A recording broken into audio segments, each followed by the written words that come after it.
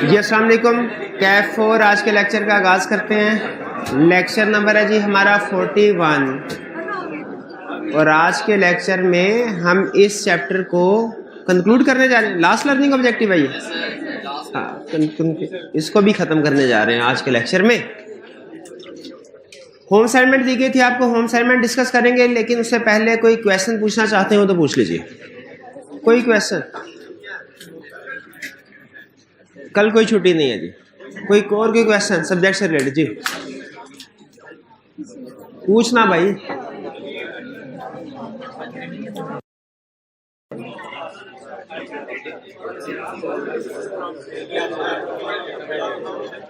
प्यारे भाई लेक्चर का आगाज हो चुका है जी।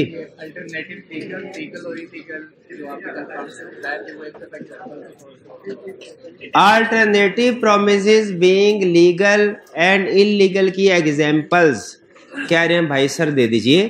अल्टरनेटिव प्रोमिसेस का मतलब है कि यू विल डू इधर दिस और दैट, यानी दो ऑप्शन दी जाते हैं, ये ले पकड़ पैसे, या ये काम कर लो या वो काम कर लो।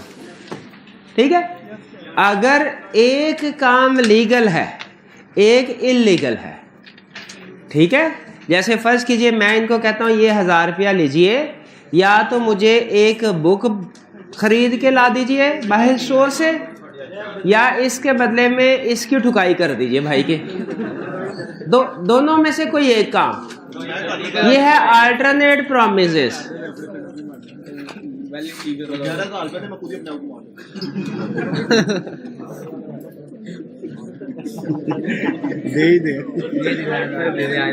हो गया कंसेप्ट, ये है अल्टरनेट प्रोमिसेस। ठीक है, अब इसमें से अगर ये भाईजान 1000 रुपया रख लेते हैं और कोई भी काम नहीं करते, ये केस कोर्ट में चला जाता है। कोर्ट किस काम के करने का ऑर्डर करेंगे? क्या कोर्ट ये कहेगा दोनों में से जो मर्जी कर लो? Illegal will not be enforced, legal will be enforced. जब दो ऑप्शंस हो ना, और अल्टरनेट का मतलब होता है और, या ये करो या ये। अल्टरनेट का मतलब ये नहीं कि पहले ये करेंगे बाद में ये करेंगे, नहीं। अल्टरनेट का मतलब क्या है, या ये करेंगे या ये करेंगे। ठीक है, अगर ये एग्रीमेंट हो पहले ये करेंगे फिर बाद में ये करेंगे, दो चीजें एग्री कर लें, ये अलग एग्जांपल है, ये नेक्स्ट एग्जांपल है। दोनों में फर्क समझ आ रहा है ना? yes, तो अल्टरनेट प्रोमिसेस में वन बीइंग इलीगल, तो रूल क्या है, इलीगल वाला इन्फोर्स नहीं होगा, लीगल वाला इन्फोर्स होगा। क्लियर मेरे भाई, समझ आ गया? और कोई सवाल पूछ ले भाई। Where the order is not expressly fixed by the contract का मतलब ये है, कॉन्ट्रैक्ट में कोई ट्रांजैक्शन तो तय पाई गई, ठीक है, लेकिन ये नहीं बताया गया कि पहले कौन सी पार्टी अपना प्रॉमिस पूरा करेगी, बाद में कौन सी पार्टी अपना प्रॉमिस पूरा करेगी। तो फिर where the nature of transaction requires, जैसे फर्ज कीजिए एक एग्जांपल, हमने किसी को एम्प्लॉय रखा, एग्रीमेंट हुआ, एग्रीमेंट में टर्म्स एंड कंडीशन तय पाई कि उसको एम्प्लॉय रखा, ये पोजीशन होगी, ये रिस्पांसिबिलिटीज है, ये सैलरी होगी। ये नहीं लिखा गया कि पहले वो पूरा महीना काम करेगा फिर सैलरी दी जाएगी, या सैलरी स्टार्ट में दी जाएगी बाद में पूरा महीना काम करेगा, ये नहीं लिखा हुआ। अब रूल्स ऑफ परफॉर्मेंस क्या होगा, ये समझ आया? Order is not expressly fix, तो फिर क्या होगा, where nature of transaction requires, यानी यहां पे नॉर्मली इस नेचर की ट्रांजैक्शन में क्या होता है, पहले काम करेगा बाद में पैसे मिलेंगे। लेकिन स्टूडेंट वाली एग्जांपल में अगर आ जाए हम कि स्टूडेंट के साथ भी एग्रीमेंट हुआ कि आपको इस सब्जेक्ट का ये सिलेबस इस डेट तक पढ़ाया जाएगा, इस एग्जाम की तैयारी करवाई जाएगी, फीस इतनी होगी, सारी चीजें था, लेकिन ये नहीं बताया कि फीस उसने पहले पे करने के बाद में। तो nature of transaction, order is not expressly fix ना, तो नेचर ऑफ ट्रांजैक्शन क्या रिक्वायर करती है इस तरह के केस में, पहले फीस। ठीक है जी, तो अगर तो आपने ऑर्डर फिक्स कर दिया, तो जो ऑर्डर फिक्स किया है कॉन्ट्रैक्ट में, उस ऑर्डर के मुताबिक, उस तरतीब के मुताबिक ही प्रॉमिस परफॉर्म होंगे। और अगर ऑर्डर फिक्स नहीं किया तो नेचर ऑफ ट्रांजैक्शन रिक्वायर्स। ठीक है, अच्छा, ऑर्डर फिक्स किया, उसमें दो कंसेप्ट डिस्कस करता है। पहले ये कंसेप्ट डिस्कस करता है कि अगर आपने एग्री किया कि दोनों इकट्ठे परफॉर्म होंगे तो दोनों इकट्ठे होंगे, एक पार्टी नहीं तैयार दूसरी को भी करने की जरूरत नहीं। और अगर एक ऑर्डर फिक्स हुआ है, एक पहले दूसरा बाद में, पहले वाला पहले दूसरा वाला बाद में, और अगर पहले वाले ने अगले दूसरा पॉइंट भी है, पहले वाले ने अपना प्रॉमिस पूरा नहीं किया, दूसरे वाले को भी करने की जरूरत नहीं। क्लियर? और कोई क्वेश्चन? बैक थोड़ा जी मेरे भाई।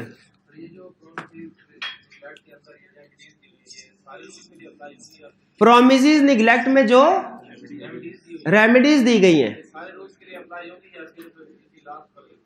रेमेडीज क्या है ये? हाँ हाँ, ये तो हर केस के लिए। जब कभी याद रखे कोई भी पार्टी कॉन्ट्रैक्ट ब्रीच करेगी तो जो एग्रीव्ड पार्टी है उसके लिए, किसके लिए? फिर से किस पार्टी के लिए? एग्रीव्ड पार्टी के लिए लॉ ने कहा है परेशान नहीं होना, गम नहीं करना। क्या आपके पास पहली ऑप्शन है कॉन्ट्रैक्ट वाइडेबल है, खत्म कर दो, ऐसे बंदे के आईना मुंह नहीं लगना। कॉन्ट्रैक्ट वाइडेबल है, रिसेंड कर दिया, अगर अगला राइट कंपनसेशन ले लो। अगर तुम थोड़ा बहुत काम कर चुके हो कंपनसेशन, अगर नुकसान हुआ है डैमेजेस ले लो। ठीक है, तो एक तो कॉन्ट्रैक्ट खत्म, फिर उसके बाद जितना काम किया है उसकी कंपनसेशन, और अगर नुकसान हुआ है कोई उसके काम ना करने के बाद डैमेजेस भी क्लेम कर। और ये हर केस में है, जब कभी ब्रीच ऑफ कॉन्ट्रैक्ट होगा ये सारी रेमेडीज होंगी। रेमेडीज का मतलब है हर जाना या ऑप्शन जो एग्रीड पार्टी के पास। रेमेडी कंप्रीहेंसिव वर्ड है, बड़ा।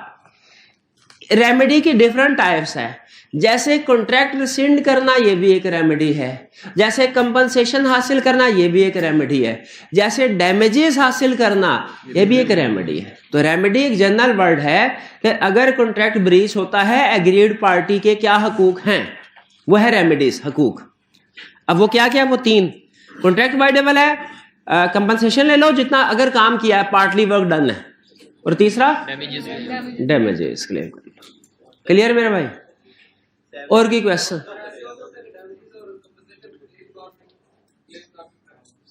डैमेजेस कंपनसेशन हाँ दोनों ले सकते हैं, बिल्कुल दोनों ही मैंने कहा, दोनों ले सकते हैं। हाँ हाँ बिल्कुल। वो जो सिंगर थी जो छह परफॉर्मेंस दी उसने, 7वीं पे मैनेजर ने कहा भाग जाओ कोई नहीं आना, तो अब उस सिंगर के पास पहली ऑप्शन तो है कॉन्ट्रैक्ट को रिसेंड कर सकती है, दूसरी ऑप्शन क्या है? प्रीवियस जो 6 परफॉर्मेंस है उसके पैसे ले सकती है, तीसरी ऑप्शन क्या है?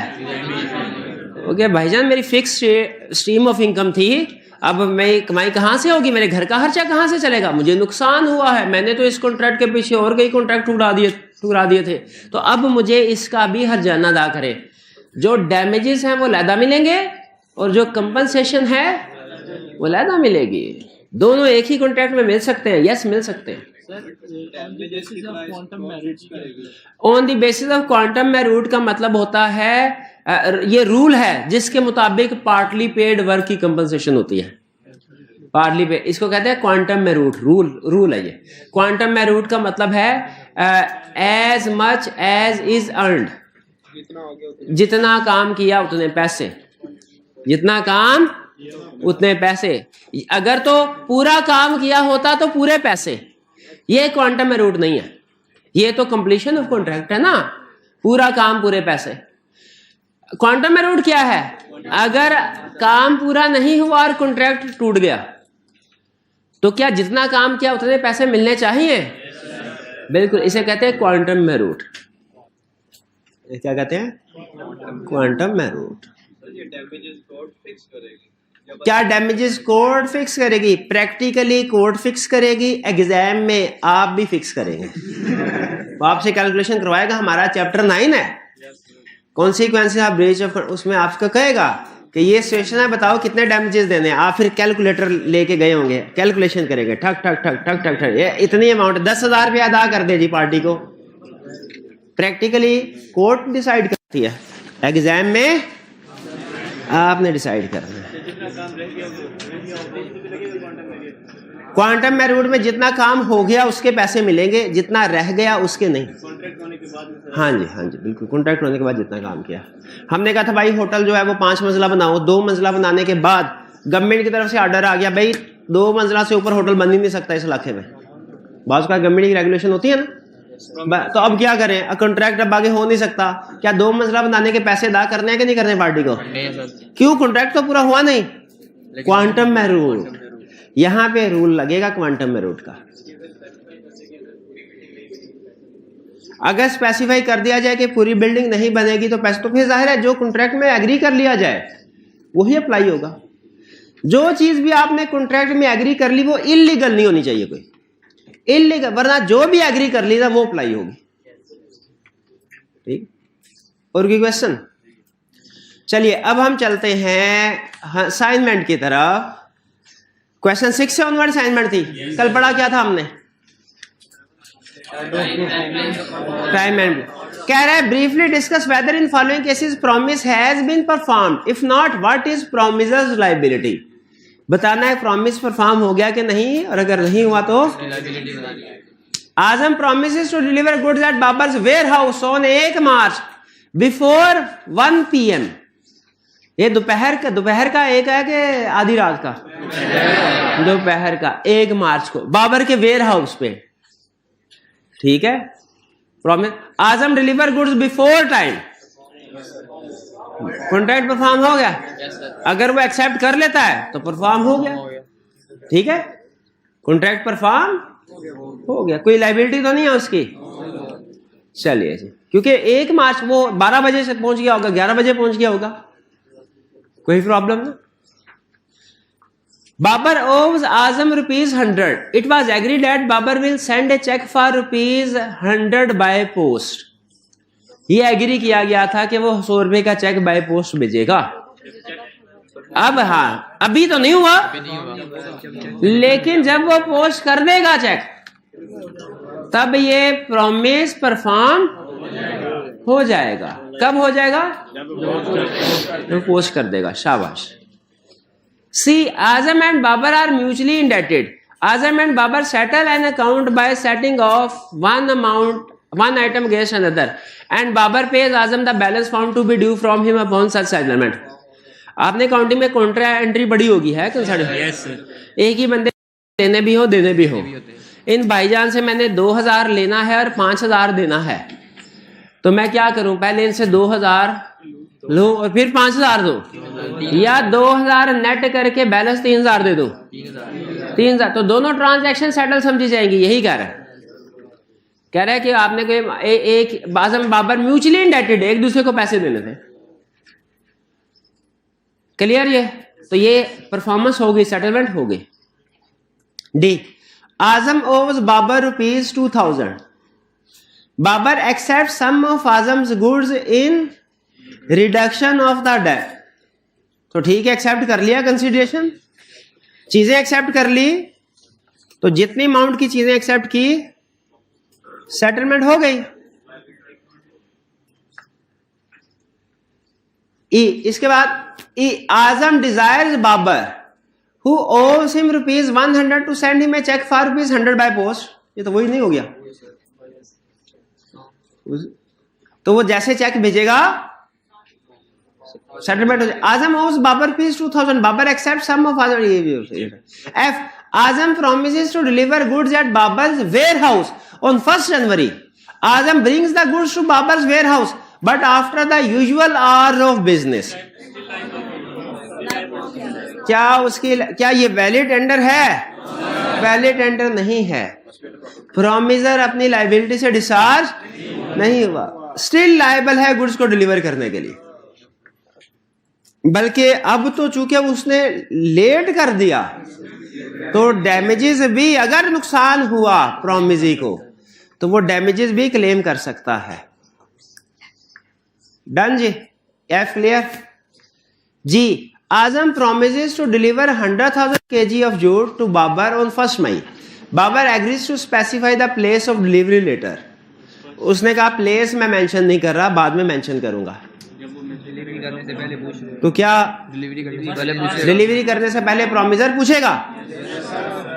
ठीक है, और प्रोमिसी की जिम्मेदारी है कि जो जगह बताए वो कौन सी बताए, रीजनेबल प्लेस बताए। पब्लिक प्लेस के वेयर हाउस। Next, H.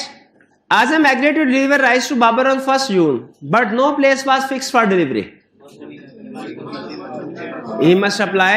किसको पूछना है, किसको कॉल करके पूछना बताना है,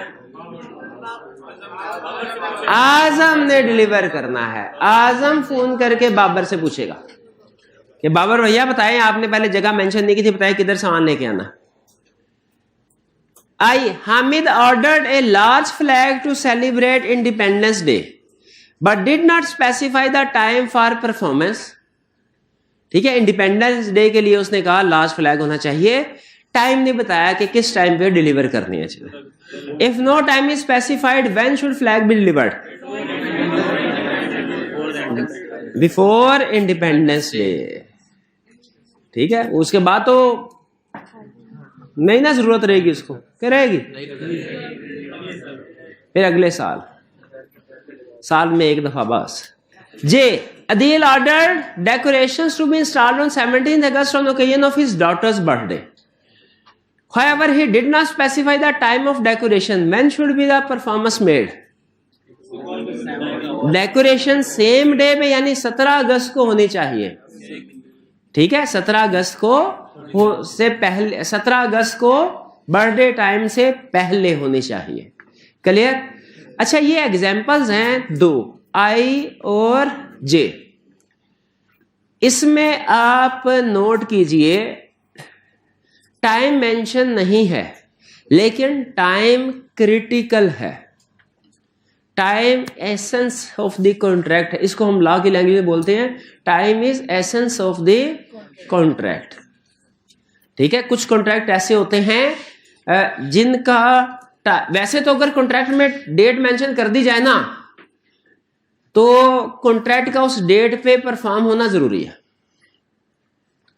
लेकिन अगर डेट ना मेंशन की जाए तो बाज़ औक़ात नेचर ऑफ द ट्रांजैक्शंस ये बता रही होती है कि इसमें टाइम बहुत अहम है और इस टाइम से पहले कॉन्ट्रैक्ट पूरा होना चाहिए, वरना बाद में किसी काम का नहीं रहेगा। तो ऐसे कॉन्ट्रैक्ट को हम, ऐसी सिचुएशन को हम क्या कहते हैं? Time is the essence of contract. Essence of the contract का मतलब क्या है? ये बहुत ही एसेंशियल चीज है। इस कॉन्ट्रैक्ट में टाइम एसेंशियल है। टाइम पे अगर कॉन्ट्रैक्ट परफॉर्म ना हुआ तो हमारे किसी काम का नहीं रहेगा। इससे ऊपर अगर आप देखें तो उसमें भी कॉन्ट्रैक्ट में अगर डेट मेंशन करते हो अच्छी बात है, डेट पे टाइम पे परफॉर्म होना चाहिए।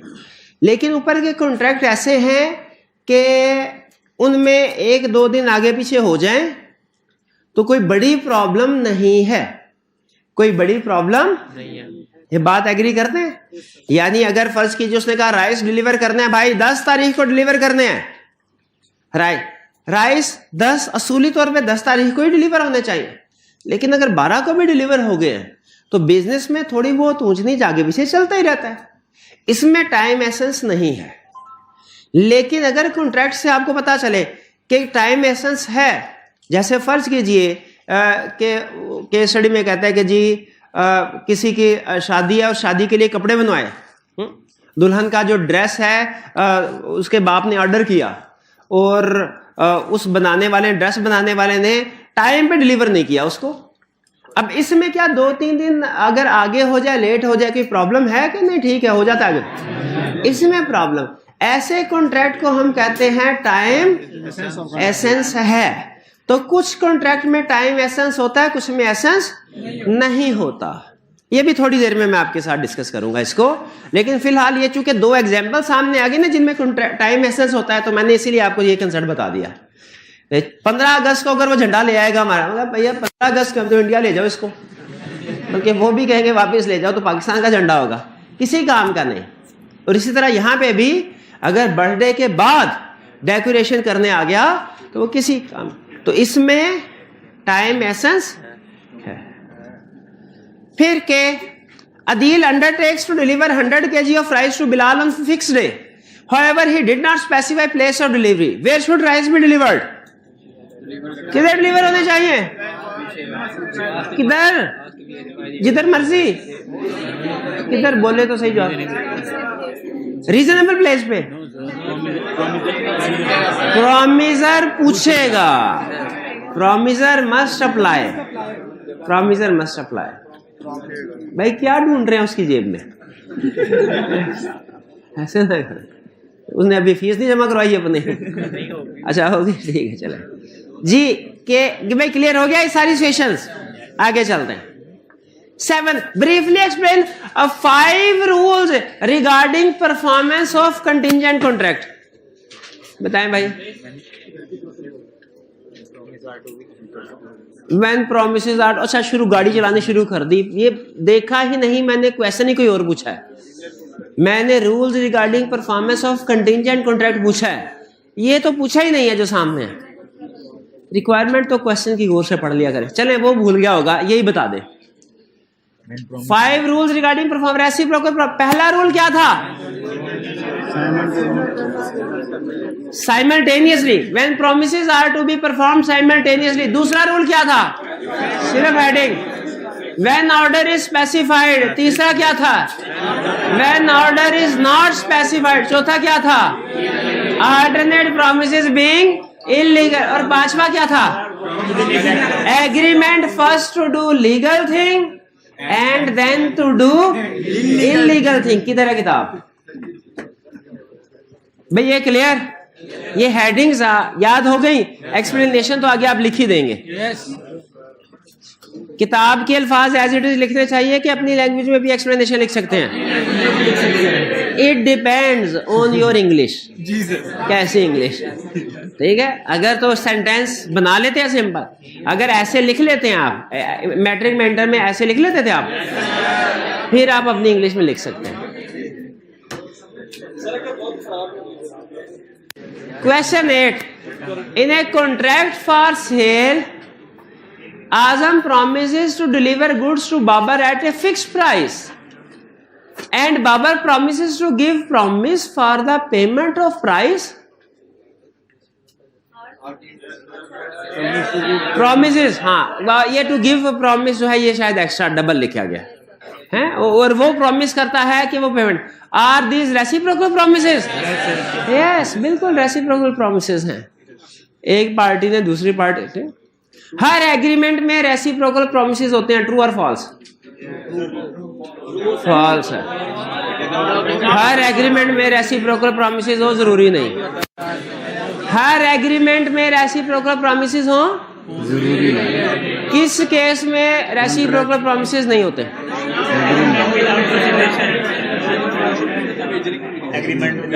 एग्रीमेंट विदाउट कंसिडरेशन में। शाबाश। 9. Azam promises to sell 100 bales of cotton to Babar to be delivered next day. Babar promises to pay within a month. Azam does not deliver the bales of cotton. तो ये उसका fail है, वो खुद ही भुगतेगा। हमें तो पैसे अदा कर देने चाहिए ना।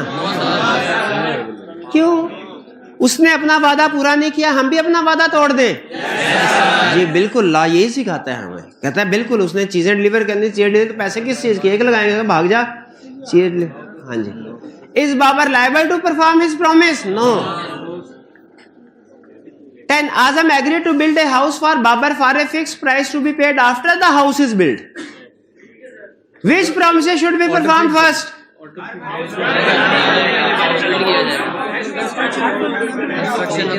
कंस्ट्रक्शन हो, क्योंकि एग्री किया है उसने। एग्री ना करता तो फिर पहले पैसे देने पड़ते हैं, ठेकेदार जेब से थोड़ी पैसे खर्च करेगा। लेकिन अगर एग्री कर लिया तो पहले घर बने। अच्छा, क्या ये कंटिंजेंट कॉन्ट्रैक्ट है? ये हाल है आप लोगों का। क्या ये कंटिंजेंट के पेमेंट बाद में होगी? कंटिंजेंट नहीं, कोई में कोलैटरल इवेंट ही कोई नहीं है। जी बिल्कुल सही है, इसमें कोई कोलैटरल इवेंट नहीं है। 11 जी नहीं, वो साथ साथ होती है। फिर नेचर ऑफ ट्रांजैक्शन, कंस्ट्रक्शन के काम में नेचर ऑफ ट्रांजैक्शन ये होती है कि वो साथ साथ पेमेंट होती है, मतलब ना सबकी स्टार्ट में जैसे जैसे खर्चा होता जाता है थोड़े थोड़े पैसे होते जाते हैं। Azam agreed to deliver goods to Babar at a price to be paid by Babar on delivery. If Babar is not ready to pay the amount or first installment, if installments are agreed, should Azam deliver the goods? नहीं, अगर वो हाँ जी, क्योंकि delivery है ना, on payment का मतलब क्या है? Simultaneous payment. Payment on delivery का मतलब क्या है? साइमल्ट। तो एक पार्टी रेडी ना हो तो साइमल्टेनियस का रूल क्या होता है प्रॉमिस का? दूसरी पार्टी भी मतलब वन पार्टी हैज नॉट, दूसरी party may not. If Azam is not ready to deliver the goods, should Babar pay for the goods? नहीं भाई, साइमल्टेनियस में यही रूल है, कोई भी एक पार्टी जिसने चीजें नहीं दी दूसरी पेमेंट नहीं करेगी पार्टी। जिस पार्टी ने पेमेंट करनी थी उसके पास पैसे नहीं है, दूसरी पार्टी चीजें डिलीवर नहीं करेगी। दोनों साइड पे अप्लाई होगा ना।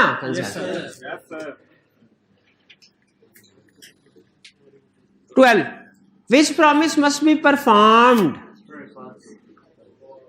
in following? First, in following. Azam and Babar contract that Azam shall build a house for Babar at a fixed price. Construction build करेगा, कंस्ट्रक्ट करेगा, ठीक है। तो उसमें पहले क्या होना चाहिए?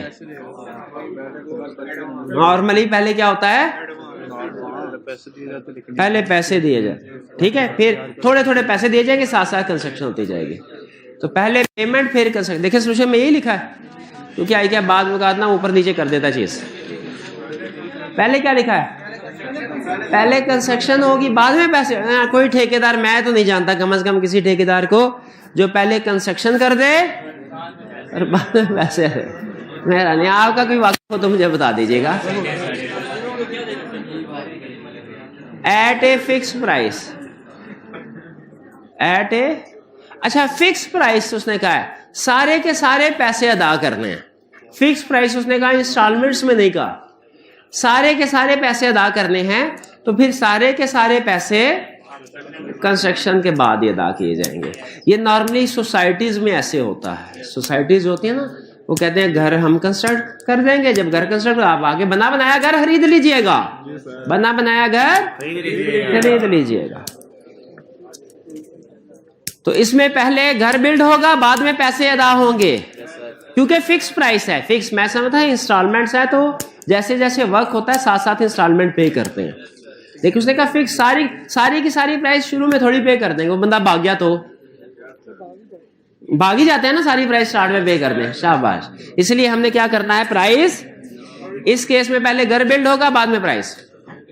Second, Azam and Babar contract that Azam shall make delivery of his stock in trade to Babar at a fixed price and Babar promises to give security for the payment of money. अब पहले देखे, पहले सिक्योरिटी की बात हो रही है। पहले सिक्योरिटी दी जाएगी, फिर चीजें डिलीवर होंगी, फिर पेमेंट होगी। और अगर पेमेंट नहीं होती तो जिसने सिक्योरिटी दी थी उससे पैसे लिए जाएंगे। यही होता है ना, सिक्योरिटी का मतलब यही होता है। सिक्योरिटी गारंटी, सिक्योरिटी बाज़ ये भी होता है कि चीजें रखवा दे, यह भी सिक्योरिटी। बाज़ किसी गारंटी भी होती है किसी बंदे की। तो बहरहाल पहले सिक्योरिटी होगी, बाद में ट्रांजैक्शन होगी। एग्री करते हैं? सिक्योरिटी के बगैर ट्रांजैक्शन तो नहीं होगी। बाज़ आप जाएंगे प्रैक्टिकली, खास तो कोई सेंसिटिव जॉब पोजीशंस होती हैं, जैसे बैंक में कैशियर की जॉब, तो उसके लिए उन्होंने क्वालिफिकेशन वगैरह तो देखते हैं, कंपेटेंस तो देखते हैं, लेकिन साथ में ये जरूर कहते हैं भाई किसी की सिक्योरिटी लेके आओ, गारंटी। कैश तुम्हारे पास होगा, अगर तुम बहाने से कहें सर मैं अभी जरा खाना खा के और निकल गए तो बताइए ऐसी सिचुएशन में पहले सिक्योरिटी प्रोवाइड की जाएगी कि पहले जॉब दे दी जाएगी? Security. 13, Azam and Babar contract that Babar shall execute certain work for Azam for rupees 1000. Babar is ready and willing to execute the work accordingly, but Azam prevents him from doing so. Azam prevents him from doing so. What remedies is available to Babar? ये case कौन सा है? Promise is neglect. तो मेरा भाई जो भी पूछ रहे थे प्रॉमिस, तो क्या रेमेडीज हैं? क्या रेमेडीज हैं? आपने पूछा था ना अभी, किसने पूछा था क्लास के स्टार्ट में? ये इसने, हाँ बता मेरा भाई। Contract is voidable at the option agreed party. बोले तो कौन सी पार्टी, नाम बताओ। What well Babar can rescind the contract is voidable at the option of Babar. फिर can claim compensation and damages. D. Ajmal agrees to hire Bilal ship to dispatch his cargo goods from Karachi to Mauritius. However, on the agreed date, Ajmal does not bring any cargo. Is liable to perform his promise? नहीं, cargo ही नहीं ले गया तो क्या खाली किश्ती भिजवा देगा? नहीं, लाइबल नहीं है। तो फिर क्या करे वो? क्या राइट है? डैमेजेस क्लेम कर सकता है जो उसको नुकसान हो। जी भाई, किसकी समझ नहीं आई? आगे समझ। 14. What remedy is available to agreed party in following cases? A. Azam contracts with Babar to execute certain builders work for a fixed price. Babar supplying the timber necessary for the work. Babar ने लकड़ी supply करनी थी, उसने आगे काम करना था कुछ। Babar refuses to furnish any timber. Babar कहता है मैं कोई, तो ये क्या ब्रीच ऑफ कॉन्ट्रैक्ट हुआ? क्योंकि एक पार्टी ने कॉन्ट्रैक्ट के मुताबिक अपना कॉन्ट्रैक्ट परफॉर्म नहीं किया, तो ये ब्रीच ऑफ कॉन्ट्रैक्ट है। रेमेडी क्या अवेलेबल है आजम के पास? रिसेंड कर सकता है, डैमेज क्लेम कर सकता है, काम अभी किया नहीं था। B. Azam contracts with Babar to deliver to him at a specified price certain merchandise. Merchandise किसे कहते हैं? Inventory stock on board of a ship which can not arrive for a month. महीने तक नहीं पहुंचेगी। And Babar engages to pay for the merchandise within a week from the date of contract. और एक यानी एग्रीमेंट ये हुआ कि एक शिप है जो महीने तक नहीं पहुंचेगी, महीने के बाद पहुंचेगी। आजम ने वो चीजें डिलीवर करनी है शिप पे महीने के बाद। फिर क्या? Babar engages to pay for the merchandise. Babar ने कहा मैं हफ्ते के अंदर तुम्हें पेमेंट कर दूं, यानी एग्रीमेंट ये हो, बाबर ने कहा हफ्ते के अंदर तुम्हें पेमेंट करूंगा, इसके बदले में तुमने महीने बाद जो शिप आ रहा है ना उसमें गुड्स डिलीवर करनी है। अब बाबर ने पेमेंट ही नहीं की एग्री करके, बाबर डज नॉट पे विद इन द वीक। तो क्या आफ्टर द मंथ आजम को अपना प्रॉमिस पूरा करना चाहिए? नहीं करना चाहिए। C. Azam promises Babar to sell him 1000 bales of merchandise to be delivered next day, and Babar promises Azam to pay them within a month. Azam does not deliver according to his promise. तो नहीं होगा, सारे case एक जैसे है। एक party ने promise नहीं किया तो जरूरत नहीं है। भाई क्लियर? ये इसमें कोई प्रॉब्लम तो नहीं जी?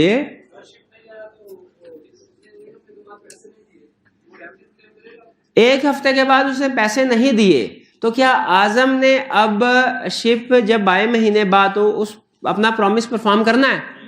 नहीं करना। तो क्या आजम अभी डैमेजेस क्लेम कर सकता है? यस, कर सकता है, बिल्कुल। वो कह सकता है कि भाईजान मैंने अरेंजमेंट कर ली थी कि महीने के बाद कॉन्ट्रैक्ट चूंकि हो चुका था तो अरेंजमेंट हमने कर ली थी, अब हमें हर्जाना अदा कीजिए उस अरेंजमेंट के against. Question 15. Azam and Babar agrees that Azam shall sell Babar a house for rupees 10 million, but that if Babar uses it as a gambling house, he shall pay rupees 50,000 for it. Comment on the validity of this agreement. Agreement first to do legal and then illegal. Valid है पहले वाला हिस्सा cell का agreement, 10 enforceable, 50 million वाला enforceable, 10 million वाला enforceable, 10 million वाला enforceable है, वो legal. B. Zahid and Yasir agree that Zahid shall pay Yasir rupees 1 million for which Yasir shall afterward deliver to Zahid either rice or smuggled opium. Is this a valid contract? Rice के लिए valid है तो rice का। हाँ जी। और अब जो student मुझे इन दोनों कॉन्ट्रैक्ट में फर्क बताएगा वो 50 रुपए इनाम पाएगा।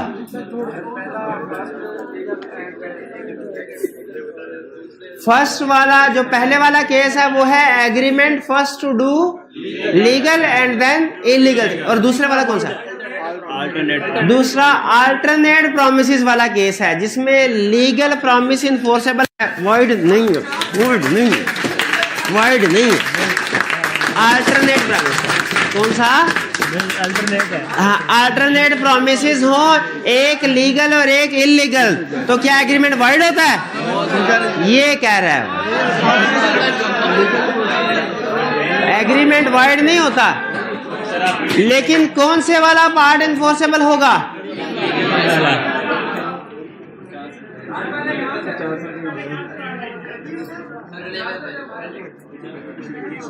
Myanmar promised to manufacture and deliver to Nasir remote control toy helicopter of agreed specification in first week of March 2011. Nasir in turn promised to pay for them by second week of March 2011. First week में उसने helicopter deliver करने थे, second week में payment होनी थी। Myanmar did not deliver the toys according to his promise. Should Nasir keep his promise and what remedy? Promise पूरा करना चाहिए? नहीं करना चाहिए। ये कौन से वाला केस होया? वो वाला उसमें जो हमारे थे रूल्स ऑफ परफॉर्मेंस रेसिप्रोकल वाला, कौन से वाला केस हुआ? ये कौन से वाला केस? गेट वाला नहीं, कौन से वाला केस हुआ? When order is fixed, शाबाश, when order is fixed, और फर्स्ट पार्टी ने अपना प्रॉमिस पूरा नहीं किया।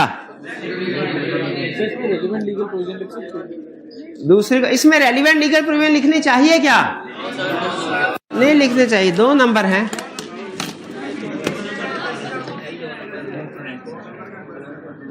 चलिए कोई क्वेश्चन पूछना चाहते हैं पूछ ले।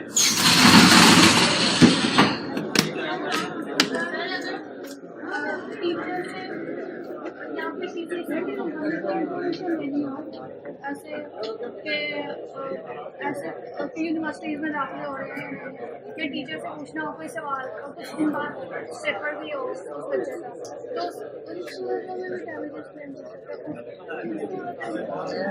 क्या टीचर ने कोई सिलेबस पढ़ाना था, पेपर था, सितंबर में पेपर था, टीचर ने पढ़ाना था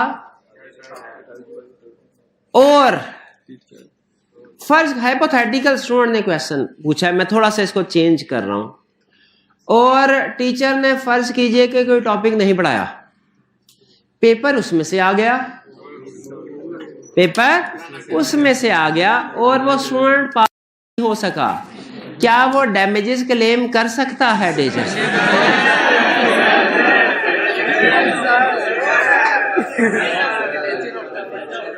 इसका जवाब है अगर कॉन्ट्रैक्ट में लिखा गया है, अगर कॉन्ट्रैक्ट में लिखा गया है कि टीचर सारा सिलेबस, जो कि नॉर्मली होता भी है, तो बिल्कुल आप टीचर के खिलाफ केस करके डैमेजेस क्लेम कर सकते हैं, क्योंकि ये टीचर की रिस्पॉन्सिबिलिटी होती है। नहीं, मैं घुमाने की क्या जरूरत है, सीधी बात, टीचर की रिस्पॉन्सिबिलिटी होती है। इसमें कोई टीचर ये आर्गूमेंट भी नहीं ले सकता कि भाईजान आपने पैसे थोड़े दिए थे, तो जितने पैसे थे उतने उसमें इतनी ही मैं पढ़ा सकता था, ये आर्गुमेंट भी नहीं। पैसे चाहे तो, क्योंकि आपको पता है इनएडिक्वेट कंसीडरेशन इज वैलिड कंसीडरेशन, तो इसीलिए जो कॉन्ट्रेक्चुअल रिस्पॉन्सिबिलिटीज हैं वो पूरी करनी होती हैं। अगर सिर्फ इंफॉर्मेशन लेनी है, नहीं तो फिर तो कॉन्ट्रैक्ट ही नहीं हुआ ना, फिर तो कॉन्ट्रैक्ट ही नहीं हुआ। एक कंसेप्ट पहले हमारे सिलेबस में हुआ करता था, ग्रेचुटस एक्ट। ग्रेचुटस एक्ट कहते हैं जो बगैर किसी मुआवजे के किया जाए, क्या कहना चाहिए उसे, अल्लाह वास्ते जो काम किया जाए, क्या इसको यही नाम होता है,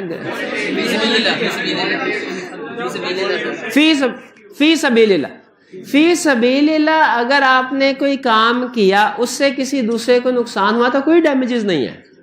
जैसे इसकी एक क्लासिक एग्जांपल हुआ करती थी, वो ये कहता था कि अगर गाड़ी आपने कहीं किसी से ली और मोटरवे पे चले गए, उधर जाके पता चला गाड़ी की ब्रेक खराब है और एक्सीडेंट हो गया, जिससे गाड़ी को जो नुकसान हुआ वो आपको भी चोट लगी, क्या, और गाड़ी वाले ने आपको नहीं बताया था कि ब्रेक खराब है, क्या आप उससे डैमेजेस क्लेम कर सकते हैं?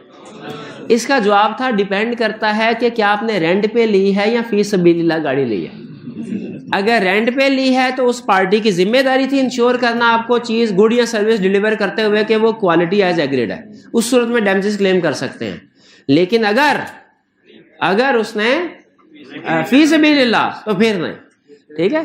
तो अगर आप मेरे से अगर फर्ज कीजिए कोई क्वेश्चन पूछते हैं क्लास के बाद, क्लास में आपके सर सवाल का जवाब देना मेरी जिम्मेदारी, क्लास के बाद जिम्मेदारी नहीं होती टीचर की, लेकिन कुछ टीचर्स ऐसे होते क्लास के बाद भी मेरे जवाब दे देते हैं, लेकिन उसमें उस सवाल की वजह से आपको कोई नुकसान हुआ ना अगर, तो बाय लॉ बाय कॉन्ट्रैक्ट आप डैमेजेस क्लेम नहीं कर सकते क्योंकि वो फीस में। हाँ, अगर क्लास में कोई क्वेश्चन पूछा, चूंकि इसके बदले में आप फी पे कर चुके हैं और कॉन्ट्रेक्चुअल रिस्पॉन्सिबिलिटी है टीचर की जवाब देना, तो वो लायबल है। बहरहाल चले वापस आते हैं आज के कंसेप्ट की तरफ। कंसेप्ट क्या है आज का?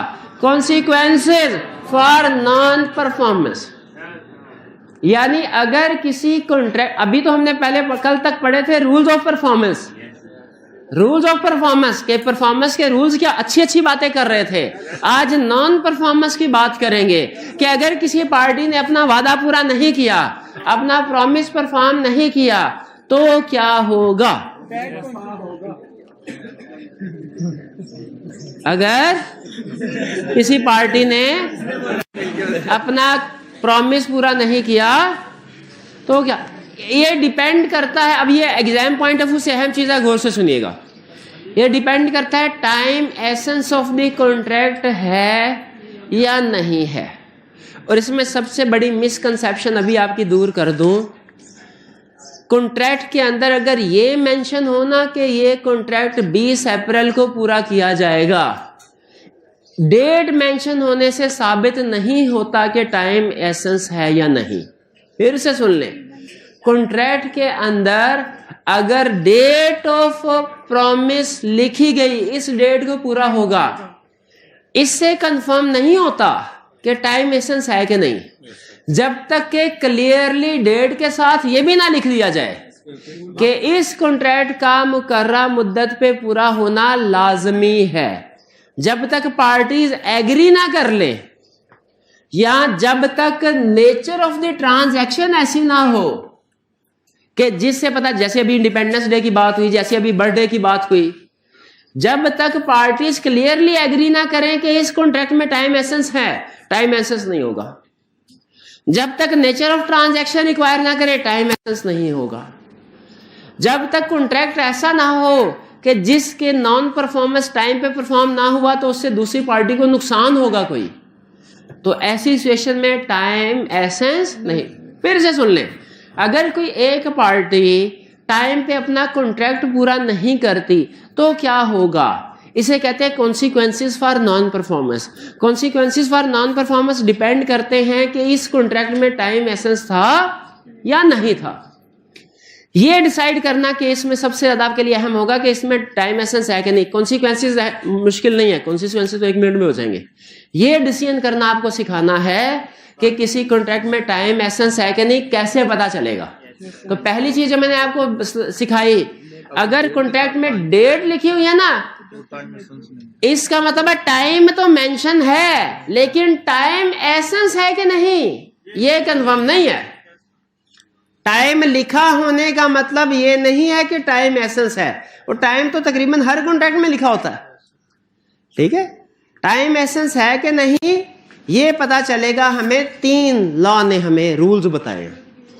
3 में से एक भी हो जाए तो कहा, एक अगर पार्टीज क्लियरली एग्री कर दे कि टाइम एसेंस है, जैसे आईकैप एग्जाम क्वेश्चन में क्लियरली नीचे लिख देता है, assume that time is essence in this case, या assume that time is not essence in this case. अगर ये लाइन किसी कॉन्ट्रैक्ट में लिख दी गई या एग्जाम के क्वेश्चन में लिख दी गई तो इसका मतलब क्या है, जो लिखा हुआ है। अगर लिखा टाइम एसेंस है तो टाइम एसेंस है, अगर लिखा टाइम एसेंस नहीं है नहीं।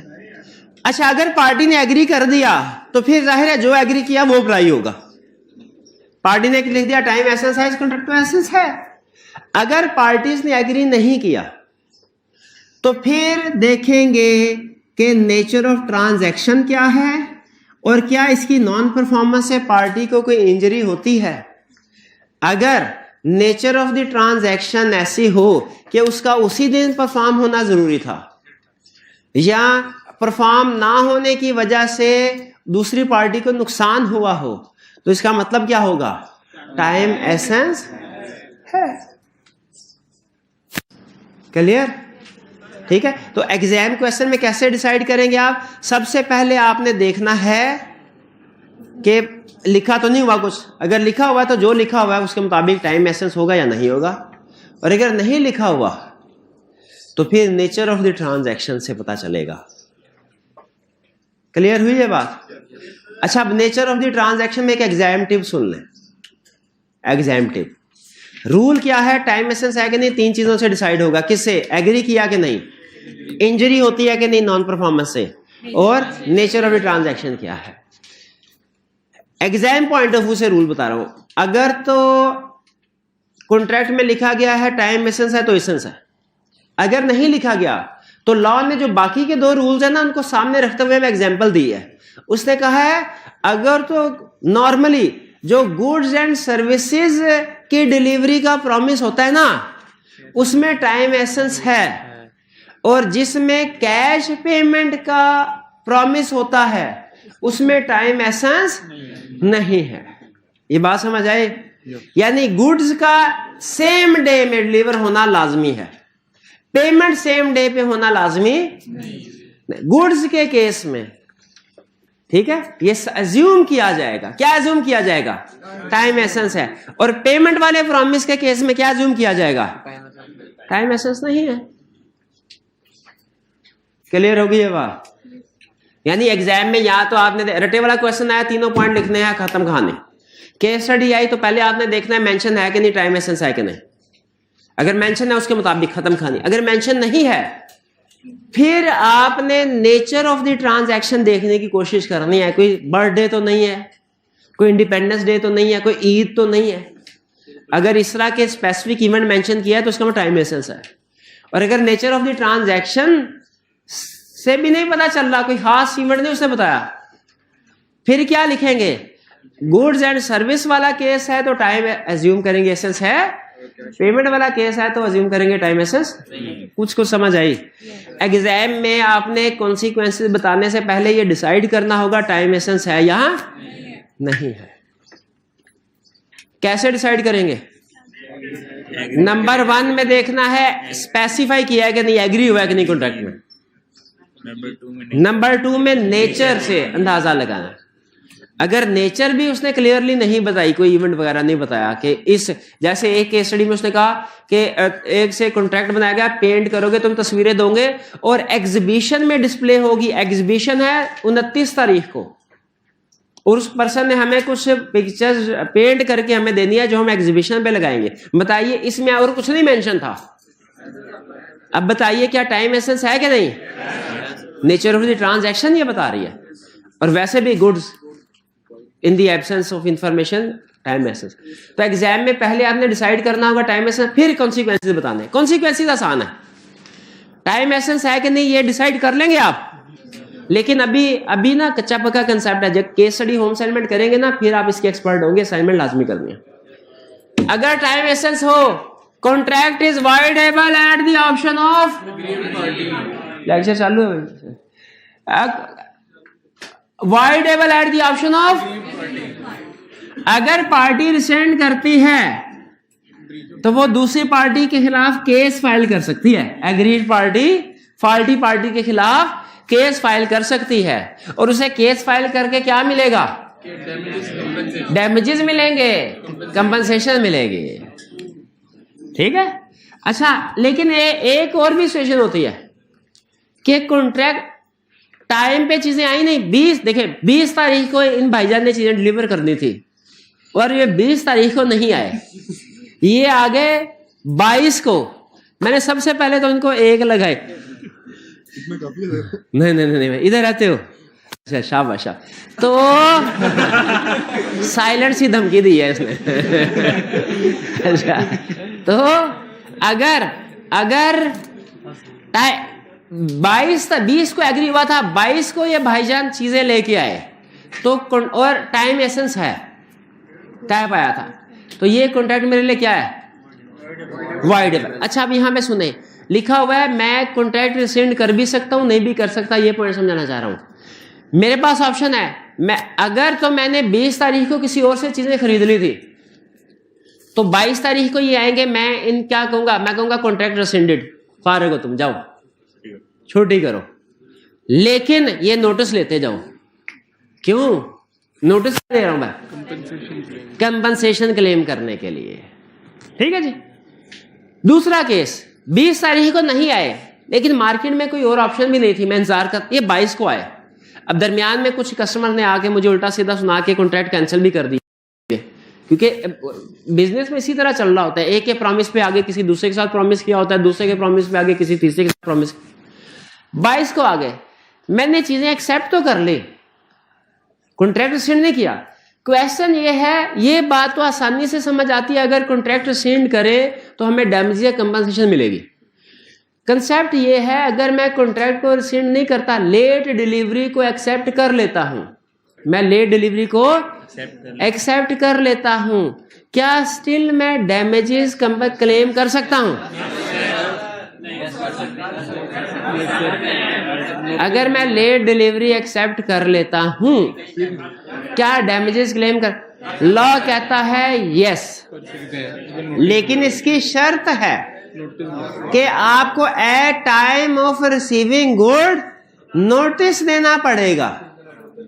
क्या नोटिस देना पड़ेगा? कि मैं आपसे डैमेजेस क्लेम करूंगा, वरना वो पार्टी समझ लेगी कि अच्छा ठीक है सारे पाप धुल गए।